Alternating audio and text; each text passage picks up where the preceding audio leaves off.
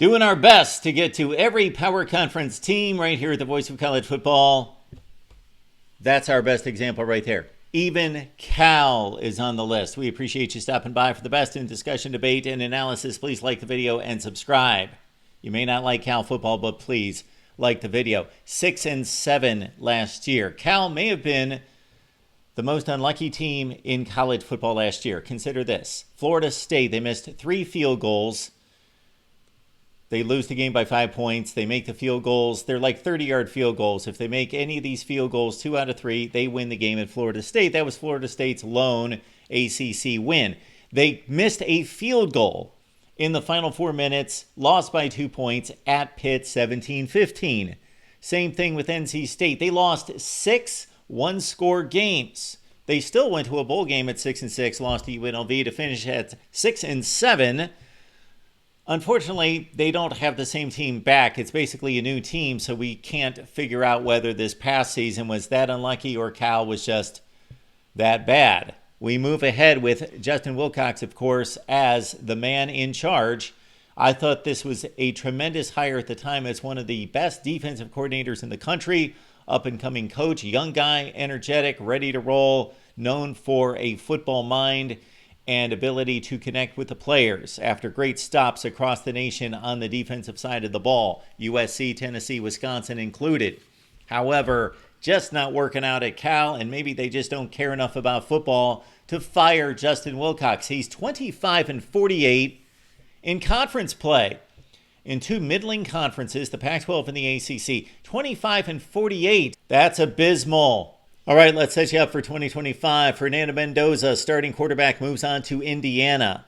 When he was not getting sacked last year, more than any quarterback in college football, 50 times, 16 touchdowns, 6 picks, 68%. But again, that goes to the Big Ten and Curt Cignetti. Replaced by a Big Ten quarterback in Devin Brown.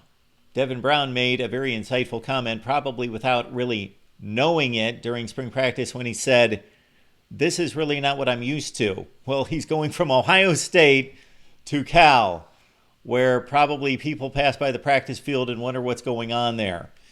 All right, let's check out the skill position players. What can we expect from Devin Brown? I don't know. Of course, he was good enough to hang around Ohio State, be the backup quarterback, and consider that he started and was supposed to put his skills on display in the Cotton Bowl 2 years ago against Missouri, got hurt extremely early in that game and never really played meaningful snaps after he battled Kyle McCord for the starting job in 2023 and lost out and was a part-time starter to start the season as the running quarterback of the two. The running back position probably tells us all that we need to know about Cal football. Jaden Ott, 2 years ago in 2023, one of the best backs in college football, 1,300 yards, 14 touchdowns, injured most of last season, gone to Oklahoma. In fact, Cal had 23 players hit the transfer portal immediately after their spring game. Also another talented running back, Javion Thomas. Listen to his deal because I couldn't figure out whether he was still on the team because I saw his name listed, not listed, back and forth. I went to his X/Twitter page.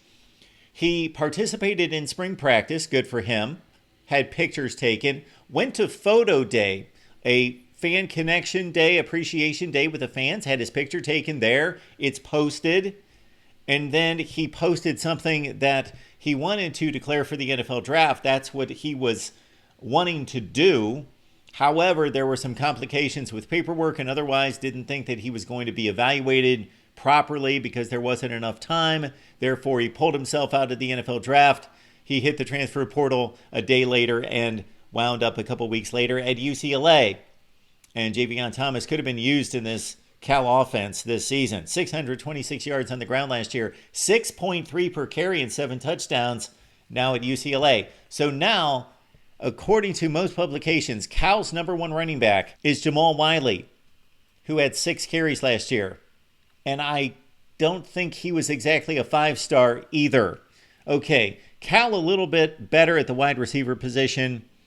They did bring in Kendrick Raphael from NC State. He gained 734 yards with NC State in 2 years, so he could factor in terms of his running the football. Now let's get to the wide receivers with Jacob DeJesus from UNLV, 96 catches in 2 years, 1,100 yards, and also Todd Grizel is a leftover for Cal with 66 catches. So there is something to work with there. They lose one of the best tight ends in college football. Jack Endries gets picked up by Texas after 91 catches in his career at Cal and 4 touchdowns. On to the defense. Surprisingly, one of the best. Statistically, number 2 in the ACC. They bring 4 starters back. Unfortunately, again, a lot of really decent football players move on, and they also lost their defensive coordinator in Peter Sermon, who had lifted them to just 23 points per game given up. They were a strong, stout unit that kept this Cal team in those games that we mentioned. He's off to the Saints, and Justin Wilcox has appointed co-defensive coordinators in Terrence Brown and Vic So'oto. The front 7 is basically back. That's good news because they played some pretty good football. Including the depth pieces are back. Nate Burrell, probably the best player, with 5 tackles for loss. At linebacker, Cade Ulaave missed 4 games last year, still accounted for 74 tackles. Also, they pick up Wam Jock, the leading tackler from Colorado State, with 100 stops, and what is considered to be the best JUCO edge rusher, Odero Okaka.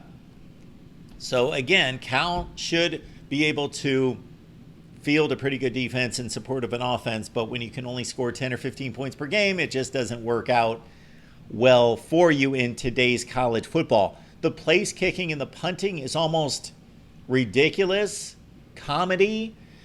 I went through the notes there, and they lost their place kicker and punter. They picked some up during the offseason. Those guys left in the transfer portal.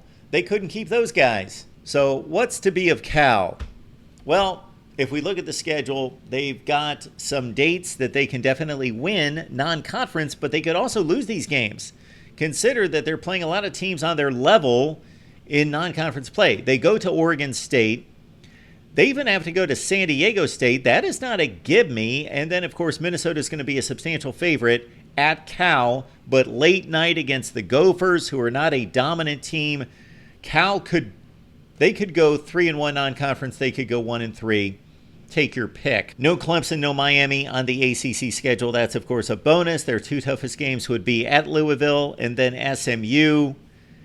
Let's not call these 50-50 games against the rest of the ACC. They're mostly like 40-60 games disfavoring Cal. They're going to have an uphill climb to get back to bowl play, I believe. And the big game against Stanford, I hate to say this, is not the last game of the season. They have messed up with this as well in recent times. I don't really understand it myself. Stanford, Cal should play the final weekend of the season, I believe, but it's going to be the second to last week of the season, November 22nd. And then everybody's going to have their eyes on rivalry weekend on Cal versus SMU. Our thoughts on Cal is that this team misses a bowl. They go 5-7, 2-6 in the ACC. They're able to sweep their non-conference games, but that's again in question. Dates to Oregon State and San Diego State. They lose to Minnesota and again, barely miss a bowl game at 5-7. But you know what? Good news. Justin Wilcox keeps his job for winning 5 games. Your thoughts and comments down below right here at the Voice of College Football. Appreciate you stopping by. Give me a call Monday through Friday, 4 p.m. Eastern Time. It's the College Football Show.